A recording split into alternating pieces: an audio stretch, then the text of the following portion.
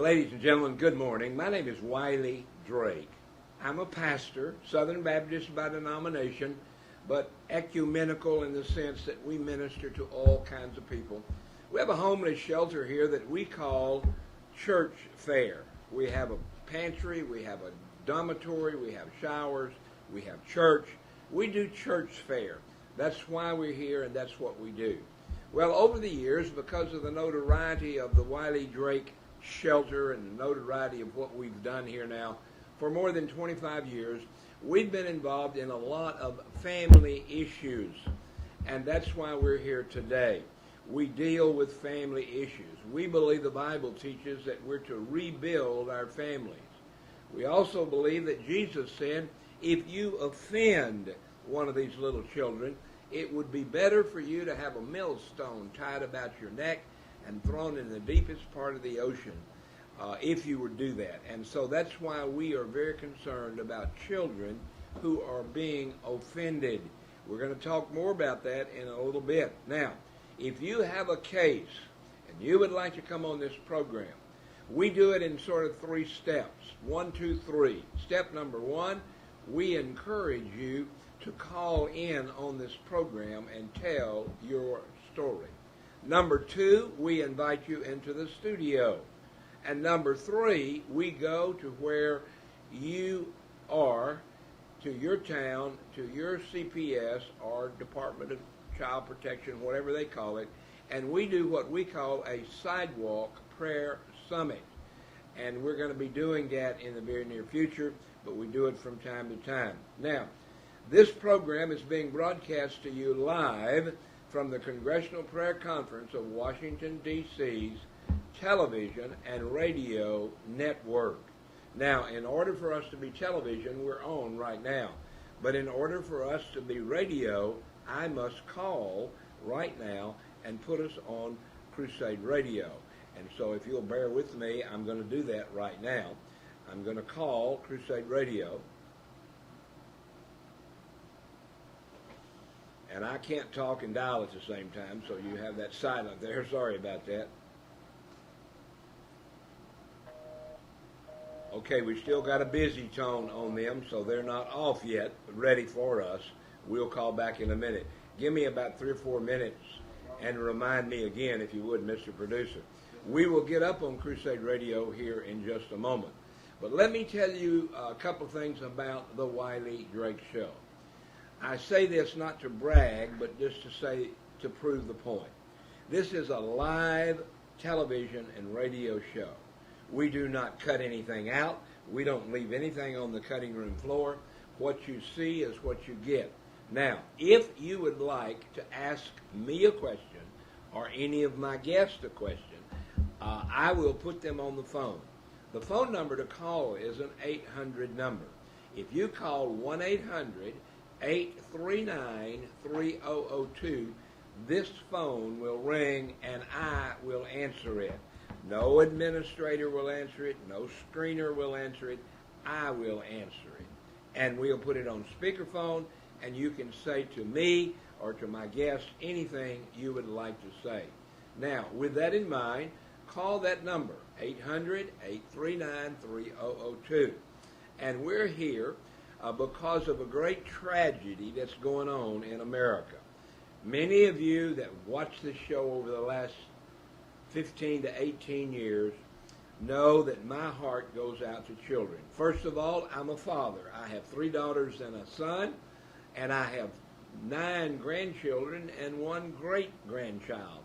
I love kids, and I want to help families who are having trouble with their kids. Now, we're going to try one more time to see if we can get Crusade Radio on with us, because I don't want our radio audience to miss anything we're going to talk about. And we're going to talk about that in a minute. We're going to tell you what we're going to talk about, then we're going to talk about it. And my guests are here with me, and they're going to be sharing as well. Okay, it's ringing now, so you can hear it ring. All right, it is ringing, and it has rung, and now we are going to merge that call, and we are live now We are on the telephonic prayer line meeting, and we're also on Crusade Radio prayer meeting, and we would encourage you to call us. Call us at 1-800-839-3002. Now, over the last 25 years, it's been my privilege to be here to minister to people as a pastor. Many of the people that come here are homeless people. That is, they don't have a place to sleep. Last night, when I laid my head down and went to sleep, and you laid your head down, there were 30,000 people in Orange County that slept either behind a grocery store or in an alley or in a car. They're homeless people, and we're here to help them. We have a dormitory. If you need homeless shelter, you're welcome to come here. However, we're very strict. Let me just give you the quick routine for the homeless shelter, then we'll go back into the other subject we're going to deal with today, and that is the homeless shelter is open at 5 o'clock for dinner. You come here for dinner.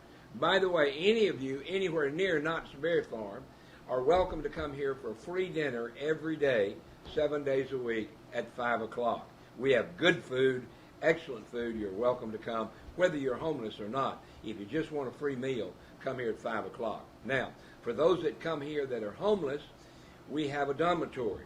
The dormitory has a 9 o'clock curfew, 9 p.m. If you leave after 9, you don't get to come back. So you can't come in and out, in and out, in and out. So we have a 9 o'clock curfew. Now, the other things that we have church that goes on here several days a week. Tuesday night, we have Bible study. And if you're here, you're required to attend. Wednesday night, we have worship service. If you live here and stay here, you're required. If we're going to feed you and sleep you, we require you to go to church. Now, we're not going to try to make a Baptist out of you. We are Judeo-Christian by background, and we're going to teach the Holy Word of God. Now, we also have services on Sunday morning and Sunday night. If you're a resident here, it's required that you go. And so that is our transitional homeless shelter that we have here. If you need any kind of help, we'll be glad to help you. Now, one of the things that we learned many years ago is that a lot of homeless people have ended up homeless because of the tragedy within their family. Now, not all families that go through this tragedy end up homeless, but many do. One of the things we found out is, and one of the things that many of you know we talk about all the time, is the absolute attack on the family in America. The family has been attacked by our government.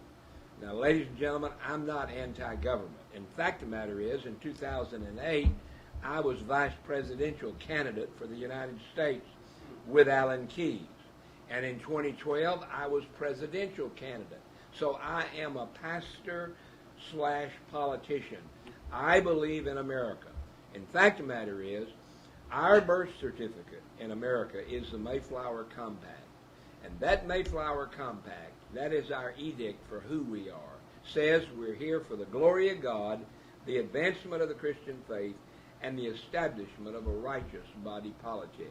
In all of that, I simply say, to cut sort of to the chase now, in all of that I have found many, many times over the last 25 years children that have been taken away from families under the guise, if you will, of what I call CPS, Child Protective Services. Now, some counties and some states call it family care, some call it other things, but it's all about protecting the children and foster care situation.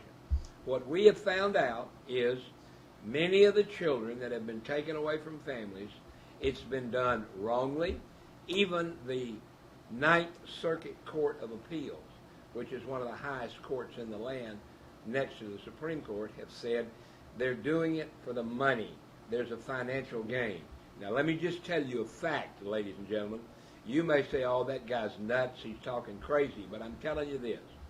Every child that is in the system, every boy and every girl that's in the system, whether they're a tiny baby or 17 years of age, when they turn 18, they boot them out on the street.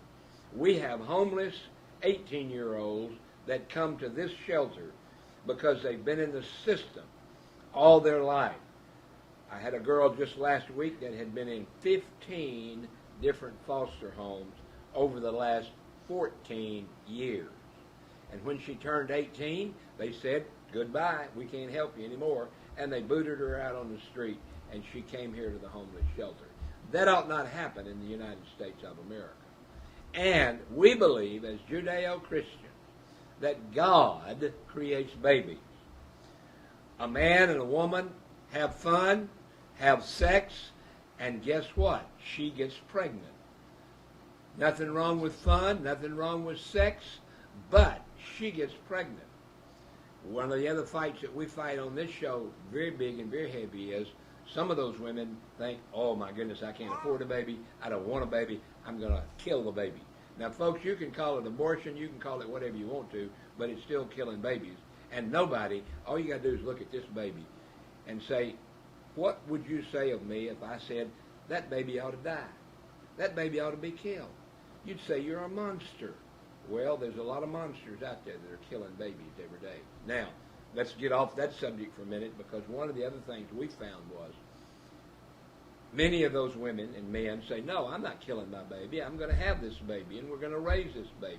Now, some mothers aren't perfect, okay? I was married to a woman 48 years, 1 month, and 14 days before she died and went to heaven. She helped me raise 3 girls and a son, and they grew up great. But let me tell you something. My dear sweet wife wasn't a perfect mother, nor was I a perfect father, but we did the best we could. Now, most mothers and fathers are doing that. There are few cases, very few, and ladies and gentlemen, I'm not an expert in this, but I do have 25 years experience. And in my 25 years, in 25 years of working with thousands of families who their children are being threatened to be taken away for protection, I have only seen only one family in all of those thousands that I agreed with the fact that those children should be taken away because it was dangerous for them with that parent or those parents. Now, many thousands of others are taken away under the auspices, under the guise of we're going to protect those children. And what can we do to defeat that?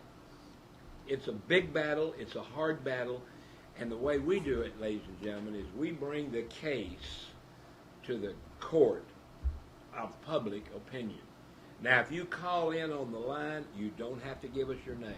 If you come on our program, you don't have to give us your name. You're welcome to do so, but we have a policy of anonymity, which means you don't have to tell us anything you don't want to tell us, but you are free to share anything you'd like.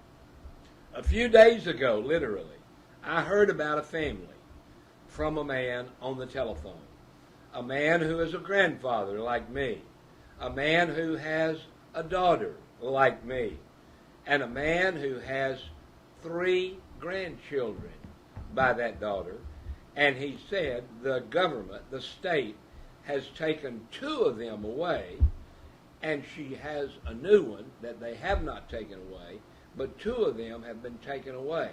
Now, folks, that's the simple part of the story. I have with me today, and he's already agreed to let me use his name. His name is Steve Moore. You heard him tell a little bit about the story the other day, and now I'm going to be quiet, and I'm going to let him tell us the Moore family story. So, Steve, tell us the story. What happened? Well, I could give you some background on Tracy. Okay. She is an only child. She had, in my opinion, a wonderful childhood. We owned our own home. We lived in a nice community just above Glendale. She was very, very close to her mother. Her mother was involved in just about every aspect of her life. Her mother took her places. Tracy was a member of the church choir. She was a member of the Girl Scouts, and also a bunch of other activities. Her and her mother were seemed like they were inseparable. By the way, I'm a Girl Scout. Boy. When we were raising our three daughters, my wife was a Girl Scout leader, troop leader. Oh. And so I would go and help her with the troop, with the snacks and everything. And the Girl Scouts said, we can't have a man here in leadership position helping us because he's not officially a Girl Scout, and he has to be official Girl Scout. And I said, so make me an official Girl Scout. So they issued to me an ID card that said Wiley S. Drake, official member of the Girl Scouts of America. So I was an official Girl Scout. My daughters tease me about that all the time because, our dad talks about being big and tough. He's a Girl Scout, really. But anyway, I interrupted you. Now, here we see, folks, a picture of a family. Now, obviously, not every family is perfect. But here, Steve is painting a picture of what I would call a normal family. Sounds like the Drake family. Girl Scouts, good mother, good father, etc. Go ahead now and tell us the rest Yeah, of the it story. was, Tracy, basically her life was a lot like my life growing up in the 50s, She was in the same neighborhood her entire life. She grew up with neighborhood kids all through grammar school and into junior high. They were always her friends and, playmates all through the years. She had a friend that she knew through her mother. It was the girl's mother worked with her mother early on, and they've been friends forever. Ever since they were babies, they were friends. So Tracy has had an excellent support system all through the years, and in my opinion, had a perfect childhood. But in 2003, her mother was diagnosed with breast cancer. So in the next, I think, about 3 years, she went through 5 different surgeries. She had to go through chemotherapy. It was just a lot to deal with. I would take off work. I'd plan my vacations around when she'd have surgery. She basically had a surgery every year, or sometimes 2 surgeries in 1 year. I would be there and take off work to help her. Tracy would help a lot too. But it was a lot to deal with, and Tracy ended up missing a lot of school, unfortunately. So. Now, Tracy, how old are you? 23. 23, okay. And by the way, in reference to this story, the reason this story tugs at my heart is 3.5 years ago, my wife died and went to heaven after having a long battle with kidney failure and so forth. So I can relate exactly to what Steve's talking about. I had friends in the church and friends in the ministry that said, Wiley, you're neglecting your ministry. You need to get back in the ministry more. And I said, hey, my first job is to be the husband to my wife. And so for almost 3 years, I took care of her. Now, even she said, oh, baby, just put me in a home. Just put me in a facility. I said, no, you're my wife. Your facility is my home. And I would not put her in a facility, even though toward the end, she had to have almost constant care. And I'm not saying that to brag on me, but I'm just saying, folks, family is important. And what Steve is talking about is important. Now, so you went through this tragedy with your wife, and you eventually lost your wife. Is that right? Yes, but here's the thing. She got completely through the cancer. She was cured of the cancer. And then suddenly, in 2008, she mysteriously died. So after all of that, going through the cancer treatments and surgeries and everything else, something happened where Tracy was staying with her first daughter's father. She was staying with him. They had something planned for the day. I was at work. They called the house. There was no answer. So she and the baby's father went to the house. They knocked on the door, and there was no answer. They heard the TV on inside. There was no answer. The door was locked. Her boyfriend went around to the back, went through the bedroom window, and they found my wife, Tracy's mother, lying on the couch, and she had passed away. So, and they did an exam, coronary exam, and everything, and they basically had to just say it died of natural causes. They found no actual cause of what happened, but she died of natural causes. So it could have been complications from the chemotherapy or whatever, yeah. yeah, or just what she went through, but she suddenly passed away. Again, my story is almost the same. My wife went through a kidney transplant. My son-in-law donated a kidney to my wife, and she got better, she got healed, and everything was fine. And then one day, 3.5 years ago, I went into the hospital. She was in the hospital for a short time, and she passed away. Hang on just a minute. Good morning.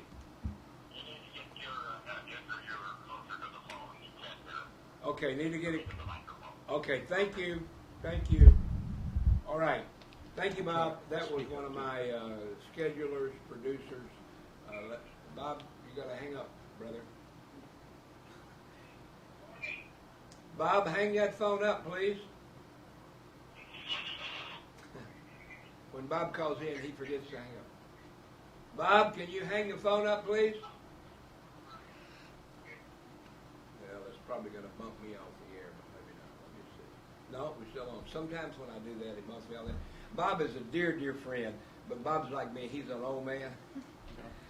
He knows how to use modern phones, but he forgets that when he calls me in here and I've got open, that if he doesn't hang up, I have to hang up. And sometimes when I hang up on him, it breaks me off as well. Now, so everybody speak up a little louder. He says he's having trouble. But again, Bob's an old man, so he has trouble hearing as well. But anyway, all right, now you went through this tragedy, as many of us have, losing your wife, and during that time you had, at this point, if that was 3 or 4 years ago, that meant she was 19 years of age, kind of thing. And she had become pregnant with her first child. Okay. And my wife had the opportunity to know that she was pregnant. She was looking forward to the birth of the baby. They even went out and bought a little stuffed teddy bear for the baby. Mm-hmm. And a month later, she passed away. My goodness. What a tragedy that is. And like I said, I can relate to that because I went through similar circumstances. Fortunately for me, my daughters were older and already married and gone, but they helped very much with their mother as well, as I'm sure Tracy did. So now, okay, so that's what's happened in your story there. Now, bring us forward a little bit. Tracy has 3 children, right? Right. And what are their ages? The little girl is 5, and the little boy is 2. 2 years old. 2, He'll be 3 in December. He'll be 3 in December. And then we've got Claire. Claire, she's 8 months. Who's 8 months. Now, this is a beautiful baby. Thank you. Gorgeous, looks very, very healthy to me. Looks like she's been fed well. Oh, yes. And looks like she's very happy. And she loves my rings. And she's sleepy now. She said, that preacher's putting me to sleep. But that's what I do. I put people to sleep. But anyway, now, so you have 3 children. Now, this child is with you. Yes. Legally, etc., etc. Yeah. But the other 2 are not. No. Steve and Tracy, tell us why the other children are not with the family. Well, there was a problem with her first daughter, domestic violence. Now, when you say domestic violence, that was a boyfriend? Yes, he tried to choke me in a KFC parking lot while I was pregnant. There were more than one incidence of the domestic violence. I was trying to make it work for the baby. Yeah. So here you are, you've got a baby, and you're trying to make it work, and this man is vicious and vile and tries to choke you out in a parking lot. And what happened from there? The cops were called. He went to classes, and then when a couple months later, Iris is born, she's an infant, her father takes off. He winds up with another chick, and then he takes off for a whole year, and he gets arrested for raping a minor. He's in jail, so he's out of the picture right now. Yeah, Tracy had gotten a restraining order right after the domestic violence incident. She did what all the counseling and What everything. the system said you're supposed to do. You get a Yeah, I've done restraining order. everything and more. I even had my own place.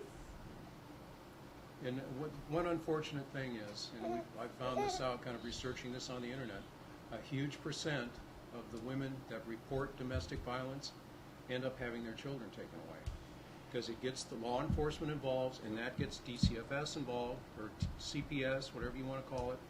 They get in the picture, and they say, we have an unsafe situation. There's domestic violence. The child can see this violence going on, and they take the child out of the home.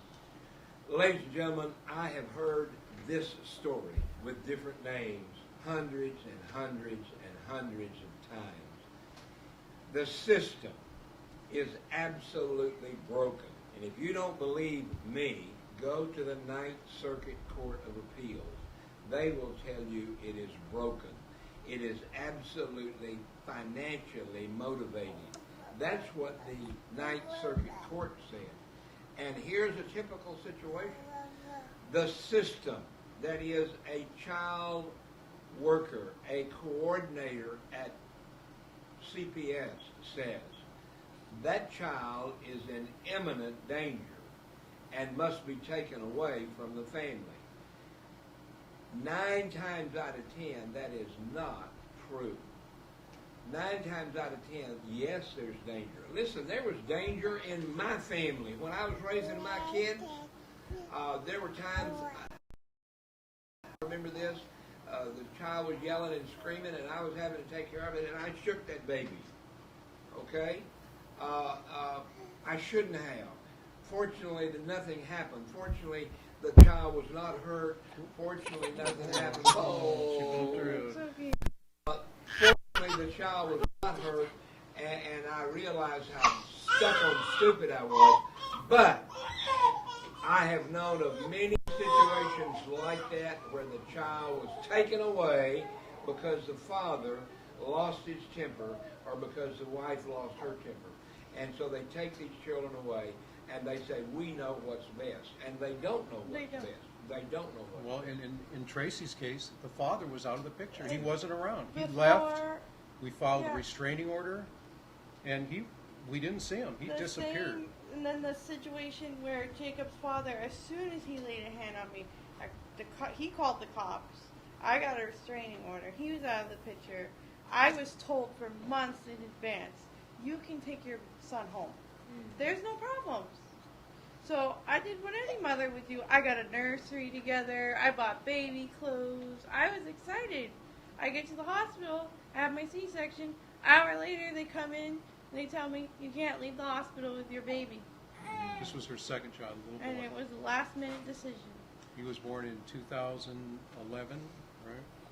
Yeah. Iris, the daughter, was born in 2010. She broke up with the father, broke all ties with him, met up with another guy at first that he seemed to be perfectly fine.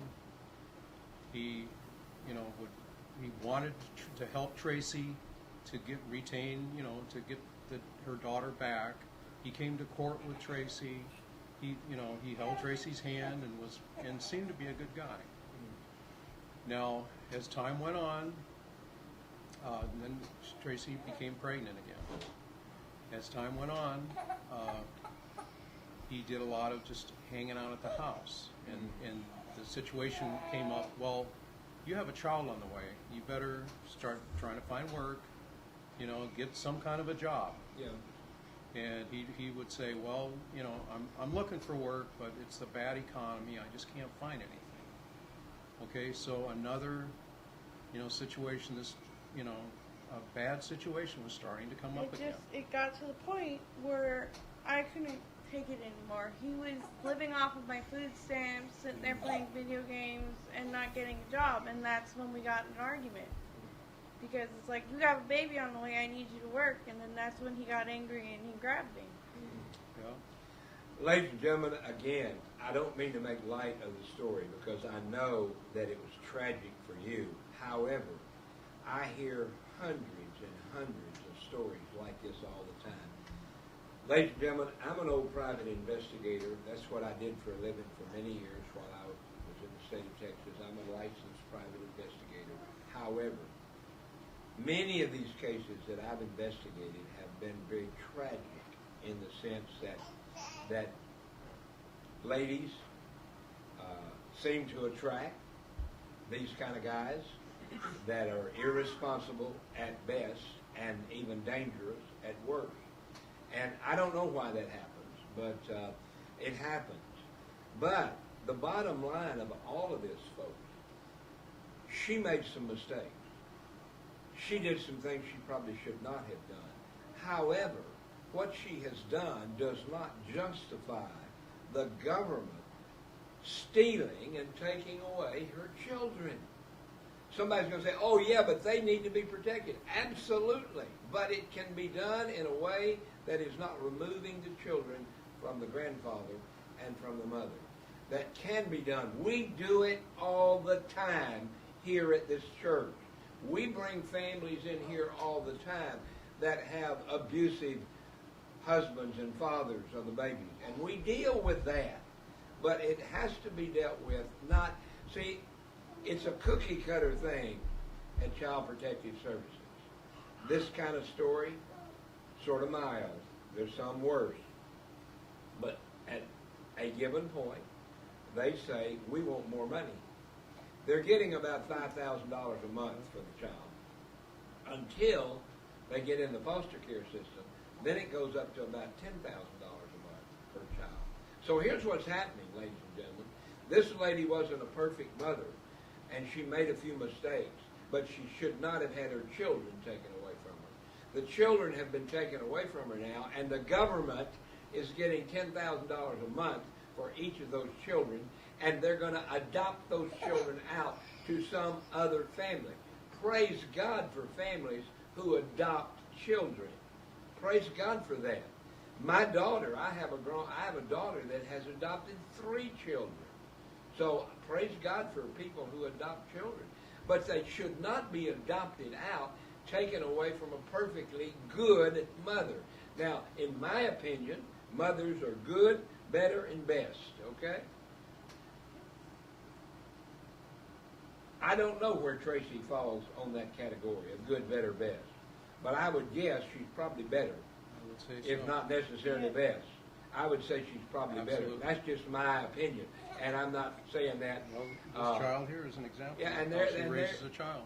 Now, the bottom line is, folks, I have a question for CPS. They are saying, in essence, she's not a fit mother. Yes, they say I have a cognitive delay, so I can't care for my children. Yet Hey. I can raise an 8-month-old, but I can't have a 5-year-old and a 2-year-old because I have a cognitive delay. Yeah, they had Tracy, she was ordered to take a aptitude test. So she went and took basically, I don't know, it's called an aptitude or intelligence test, and she scored low. Because like I said, she did not do well in school. We had the whole, instance with the family members sick, and she missed a lot of school. So, she scored very low on this test. So the person doing the test was basically an intern. This is somebody studying to work in the mental health field. They're the ones that do these tests, and they gave their opinion of what the outcome of the test was, and they said Tracy has a borderline cognitive delay, and they played this up to the hilt in the court. But you can see there is no problem with Tracy. She just did not do well on these tests, which a lot of people don't. Ladies and gentlemen, this is a typical example of an overreacting government that has said, we found a problem, and they run with that problem. They blow it out of proportion. Now, let me just tell you another story of another Tracy. Her name wasn't Tracy, but another Tracy. The evaluator in that case wrote a very short evaluation of the situation with the child. And in her evaluation, she said, I find no psychological problems with this mother. And the mother thought, okay, that's cool, that's good. Got a good report. The report went to the judge, and the judge decided to take the children away. And when we asked him why, he said, here's the report. The report had one two-letter word whited out. The word no. On that report, it said, I find psychological problems with this mother. She had said, I find no psychological problems, but the caseworker whited out the word no, and those children were taken away. Now, we fought that case, and we won that case because we could prove that document was fraudulent and that worker was fired, okay? Now, those are few and far between, though, that we win that way. So many times. I'll give you another example. I went to court with a mother, about your age. She had 2 children. Her and her husband were homeless. They were living in a motel. And her father came by here and said, my daughter and her husband, they were married. My daughter and her husband and 2 children are living in a motel down the street. Do you know about that motel? Is it a good motel? I want to know. I don't want my grandkids and my kid living in a bad motel. And I said, well, I can tell you this. It's a cheap motel. But as far as I know, it's clean. As far as I know, they don't allow drugs and all that kind of stuff, so it's a good hotel. And so they were living in that motel. And they were eating their meals here. As I mentioned before, we have a breakfast and we have dinner. They lived in the motel down the street, taking care of their kids, trying to find a job. And he found a part-time job, but they didn't have enough to pay $1,500 a month rent, which is what the average rent is in this area. And so they were still living in the motel, eating their meals here, coming to church here. Kids were like my own grandkids. Child Protective Services stepped in and said she's not a fit mother because they're living in a hotel. They're living in a motel. And here's the evidence that they used. They went into the motel and they said, we must come in and check this hotel room because you're living here. So they went in and they checked the motel room and they took pictures of the bed, and the covers were, not straight because it was early in the morning and they had been there all night. Yeah. And so they took pictures of the covers and they took a picture of the refrigerator. And there was only 1 quart of milk in the refrigerator, nothing else. They took the pictures of those disheveled covers and the picture of that quart of milk that they marked only half full, they said. They took those 2 pictures to court, to the judge, and said, this mother is an unfit mother. We're going to take those kids into custody, Your Honor. Please grant us that. And the judge granted that. And I stood up and said, Judge, and the judge said, well, Mr. Drake, we have to protect these children. We have to make sure they're being fed. And I said, Your Honor, I will testify. They eat breakfast and dinner at my church every day. Every day. I will testify to that. And he said, you're not allowed to testify in this case. It's a family matter.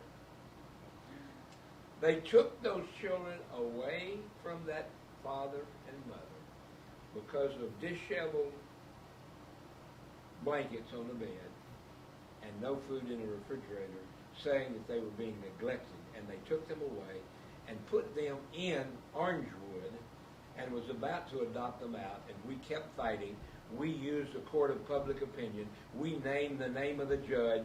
We named the name of the caseworker.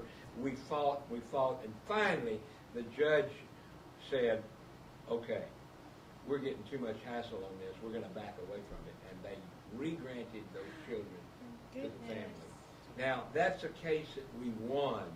But folks, I tell you that not to brag on us about winning. I'm thankful that that man and his wife, he finally got a job, she got a job, they have a babysitter, they're taking well care of their kids, and everything is going fine. But I tell you that story to say, here was a story of a caseworker who didn't even have a bachelor's degree, but saying that the children were being neglected and abused, and they were not. And that caseworker convinced the judge to take those children away. Why? Because of a refrigerator picture and a picture of a bed in a motel. That ought not happen, folks. And in that case, we were able to overcome it. But now, I tell you that story, again, not to brag on us, but to say that's why we use this program as a court of public opinion. And I want you to know, ladies and gentlemen, there's three things we can do for Tracy and for Steve, for Michael, and for Claire. We can, number one, we can pray. I already have people all over the world praying for this family. I did not give your name. I did give a little bit of the circumstances, but I did not give names, and I don't, without your permission. But people are praying for you already in your circumstances. That's number one. Number two, we had you come on the telephone and tell your story. Number three, the story is here. And ladies and gentlemen, if you have a similar story, you're welcome to this studio to tell your story. And I want you to know, we want to look forward to the day when we'll have you back in this studio and say you have your children back. Yes. That's our goal. We'll do anything and everything we can to help you with that. You have my phone number, you have my email number, all of you have it. Please call us. Please, you see the picture of the baby. Get the camera back on the baby just for a moment. That's Claire. Ladies and gentlemen, help us save that baby's future. Because you know what? I can tell you exactly what social services is thinking already. Since you don't have those two children, and since we took those away, let's take this one away. They've tried. They tried. And they'll keep trying. And we're going to do everything we can to stop them. We're not going to do anything stupid. We're not going to do anything illegal. I'd love to, but we can't. We've got to do it right. Yeah. So we're going to pray, and we're going to let the whole world know we're trying to save this baby and trying to save this dear young lady's life. She's a mother. God went inside of her and created a godly creation of 3 babies. 3 babies he created in this body. And God did not create those babies in this body for them to be taken away and abused by a system. And if you think the system's not abusing our children, you just don't know the whole of it. In fact, the matter is they're being trafficked, they're being sold, and they're being disadvantaged in a terrible way. Ladies and gentlemen, this is the Moore family. They allowed me the privilege to share their name. This is the Moore family. And I want to encourage all of you that have already been praying for them, write down on your prayer list now, the Moore family. M-O-O-R-E, right? Yes. The Moore family. Pray for them every day, please. And we're going to do everything we can. And I want all of the family to know you're welcome back on this show anytime to give us an update. Definitely. Good or bad, we want to know about it. We have a lady here that's been on this program, and she's again allowed me privilege to share her testimony. Her name is Ruby Dillon. She has a little girl. Ruby Dillon is a dentist, has a private practice in dentistry in Newport Beach. That's not the low-rent district of town, okay? She has a perfectly good dentist. The system has taken her child away from her and given it to the father. Ruby has never even so much as had a traffic ticket. Her husband has been arrested twice under suspicion of abusing the little girl. Now, the court said there was not enough evidence to convict him, but he was arrested twice for sexual abuse of his own daughter. And they've given the daughter now to him in his custody. And you know why? Because that husband that father and the judge are golf buddies. Folks, that ought not happen in the United States of America. And we're fighting that case right now as well. Pray for Ruby Gilliland. She's a godly woman. She's been right where you're at, right there in that chair, sharing her story. So as you think about your story, please pray for Ruby Dillon. Yes. That's another thing we do on here. We ask people, we'll do anything we can to help you, but we ask you to help us. And that means watch our show, listen to our show, and pray for those other people on our show. From time to time, we do what we call sidewalk prayer summits. And to the judge and to the police, we don't do demonstrations. We don't do marches, but we do sidewalk prayer summits. And if we have a sidewalk prayer summit in the future, I would encourage you and you, Dad, and Michael, to come and be there at that sidewalk prayer summit. We don't march, we don't demonstrate, we have a sidewalk prayer summit.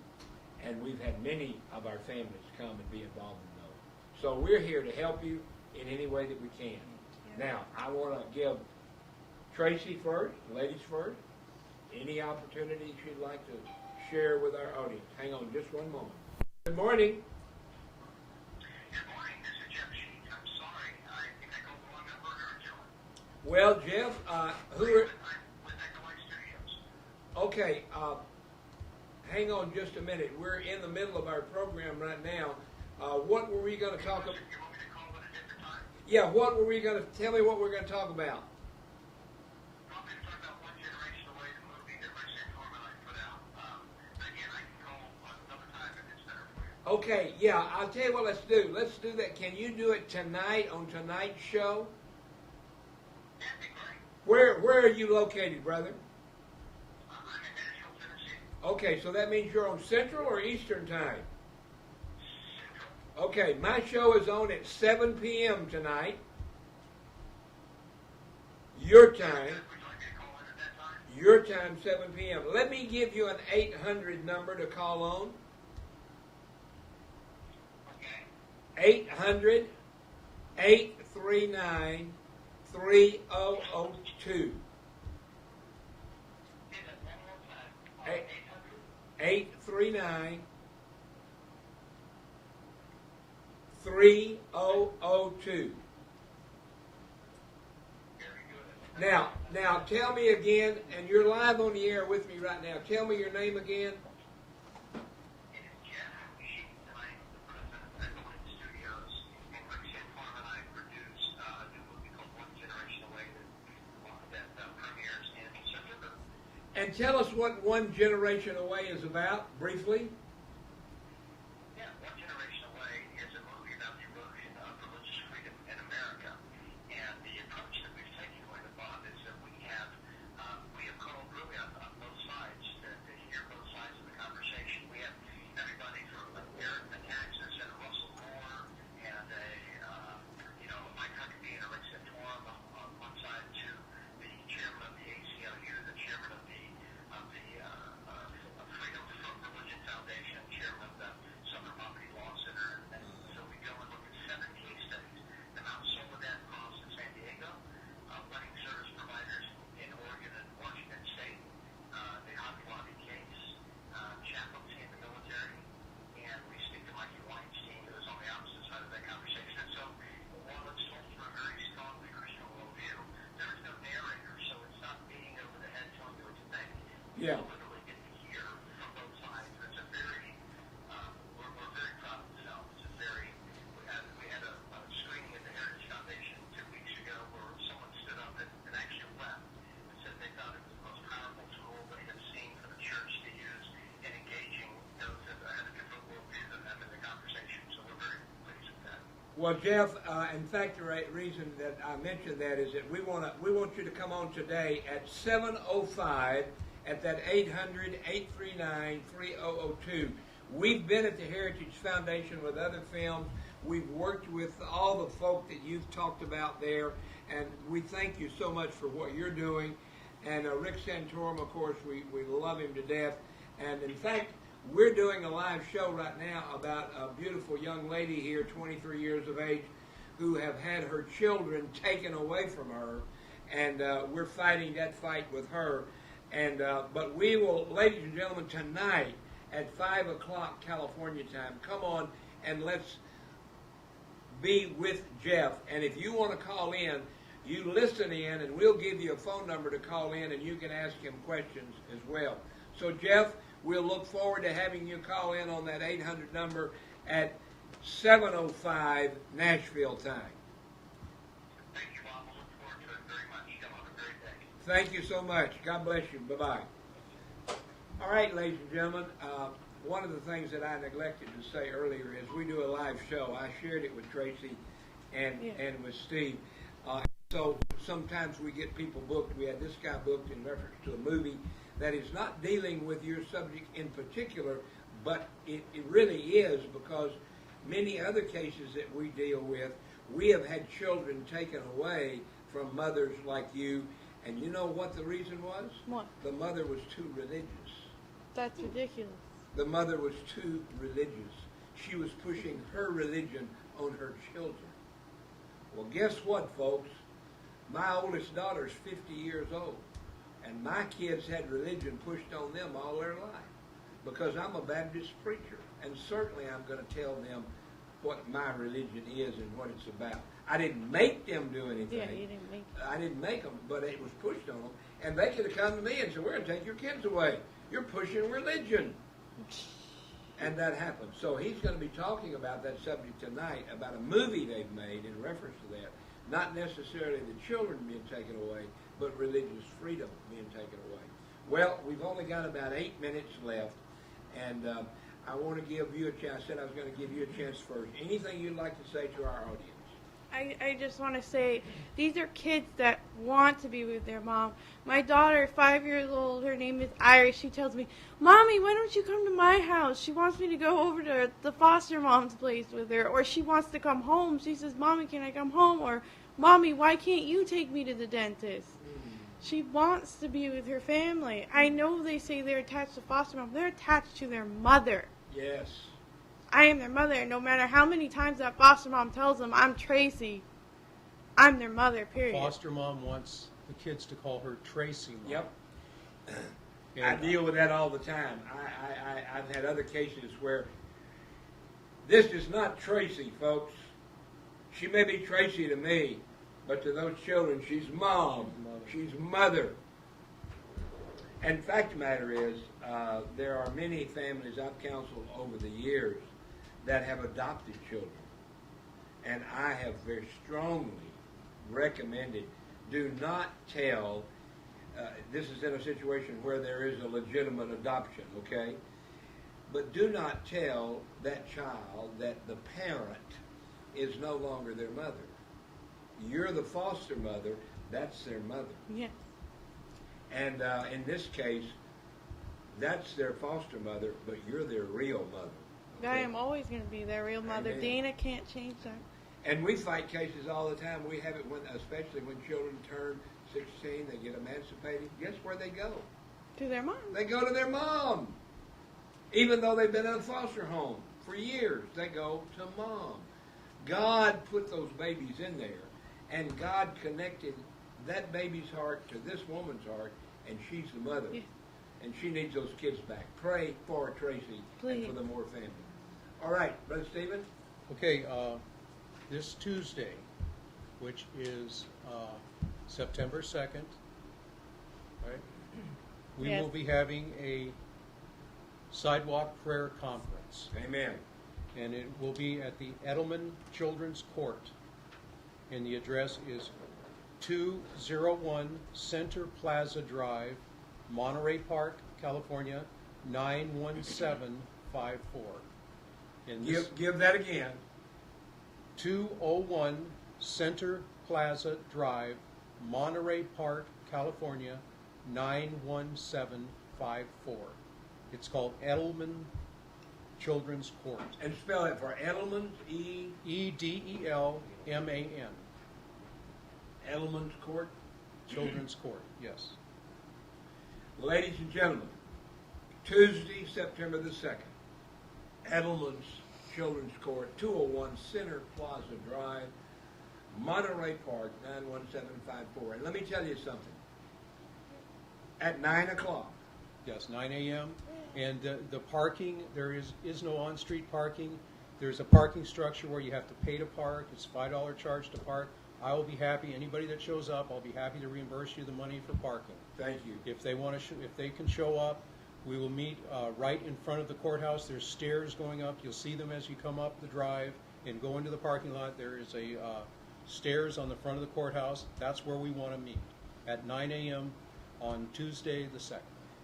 Ladies and gentlemen, let me piggyback on that. At 9 a.m., September the 2nd, the Wiley Drake Show will not be in the studio. The Wiley Drake Show will be live on location at the Sidewalk Prayer Summit at 201 Center Plaza Drive, Monterey Park, 91754. Come and join us. Come and be on TV. Now, let me tell you something. If you come to this Sidewalk Prayer Summit, we will be filming it, okay? If you don't want to be on film, you come to me and tell me. I'll have my assistant with me, and we'll not put you on camera. We will guarantee your anonymity, folks. So please come. There's two things we say in reference to what we do here. One is boots on the ground. Number two is prayer in the air. Boots on the ground, I'm going to be boots on the ground, and so is the Moore family and other families. Yeah. Boots on the ground at 201 Center Plaza Drive in Monterey Park on September the 2nd. Now, if you can't come, some of you may be fearful that if you go on this prayer summit and your picture's on there, Child Protective Services will come after you, and they will. And if you don't want to be there, don't come if you're fearful. But pray for us, please. We will have a phone line open. You can call in if you can't be there. And that's what we call boots on the ground and prayer in the air. Ladies and gentlemen, the Moore family today is in studio. On September the 2nd, they will be boots on the ground on location at 201 Center Plaza Drive. If you'd like to call me and tell me you're coming, I would appreciate an RSVP, but you don't have to. You don't have to tell me you're coming. We have an open studio in Monterey Park, amen, and we'll be there, and we're going to be there to help this baby stay with its mother and the other two babies get back Yes. with its mother and with its grandfather. And their sister. That's right, amen. We got 3 minutes to go. Any other word from Steve or Michael? Anybody? All I can say is, thank God for Wiley. He's a courageous man. He's putting it out there.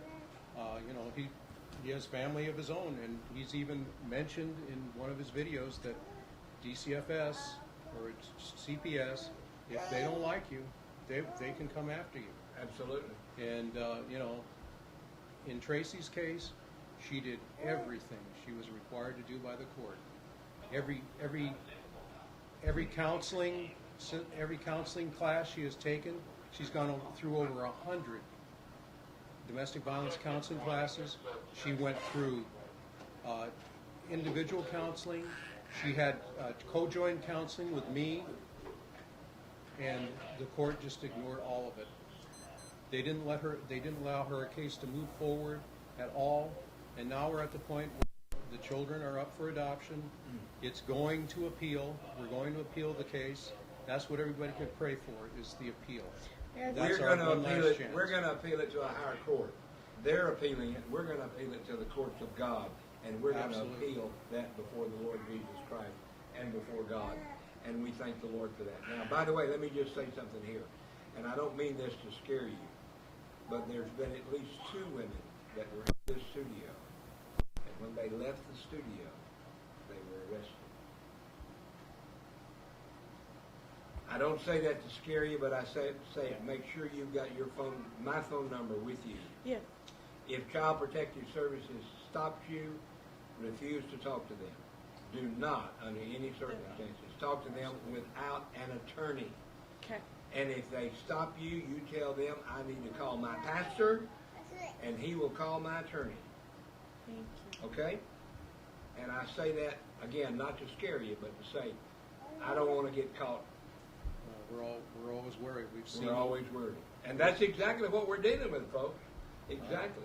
Well, folks, it's time for us to go. 1 minute, and then we're out of here. We'll be back at 5 with Jeff talking about religious freedom. Thank you so much to the Moore family. Thank you for being here today. God bless you, and have a great, great day. And, folks, that's a wrap. Remember, the theme for this program is do justice, love mercy, and walk with God. We're going to find justice for the Moore family.